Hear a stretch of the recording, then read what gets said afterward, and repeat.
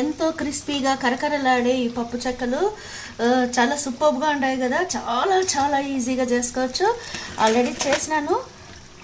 అసలు కరుం కరుం అంటే ఎంత క్రిస్పీనెస్ అంటే చూడండి ఎంత బాగా వచ్చినాయి. కరుం కరుం తుంచుతా ఉంటే కూడా చాలా సూపర్గా వచ్చినాయి. చాలా ఈజీగా మెథడ్లో నేను చెప్తాను. ఇప్పుడు ఒక 5 గ్లాసుల బియ్యపిండికి 1 కప్పు వేరుశనగ గింజలు వేయించినవి, 1 కప్పు శనగపప్పు అంటే పుట్నాల పప్పు, వేరుశనగ గింజలు వేయించినవి పొట్టు తీసేసినాను, ప్లస్ పుట్నాల పప్పు 2 కలిపి మిక్సీలో వేసుకోండి. మిక్సీలో వేసేటప్పుడు కొంచెం బరగ్గా వేసుకోండి, బాగుంటాయి.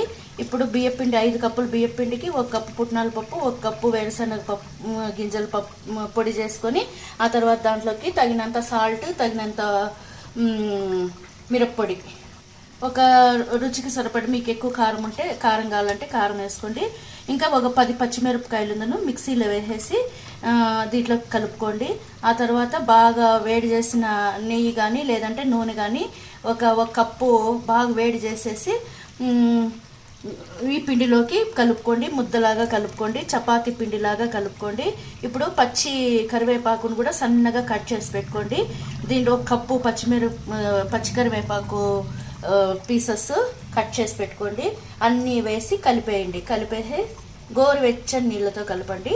ఇప్పుడు కలిపేసిన తర్వాత ఇలా చపాతీ పిండిలాగా ఉంటలాగా చేసుకున్న తర్వాత నేనైతే ఇట్లా ప్లాస్టిక్ కవర్ పైన ఆయిల్ కొంచెం స్ప్రెడ్ చేసి వేసినాను. ఇప్పుడు వచ్చినాను బాగా ఎడ్జెస్ ఉండే షార్ప్గా ఉండే గ్లాస్ తీసుకున్నాను. దాన్ని ఇట్లా ప్రెస్ చేసినామనుకో సూపర్గా వస్తాయి. చాలా ఈజీగా ఉంటాయి. ఇవి చూసేదానికి కూడా చాలా సూపర్గా ఉంటాయి. ఒకే సైజులో ఉంటాయి కాబట్టి అట్రాక్షన్గా కూడా ఉంటాయి. ఎంతో కరకరలాడే ఈ నిప్పట్లు, పబ్బిళ్ళలు ప్లస్ ఒక్కొక్కరు ఒక్కొక్క భాషలో చెప్తారు పప్పు చెక్కలు. చాలా సూపర్గా ఈజీ మెథడ్లో చేసుకోవచ్చు. అంతే ఫ్రెండ్స్, చూడండి ఇప్పుడు నేను వేస్తాను. చాలా ఈజీగా కూడా వచ్చేస్తాయి.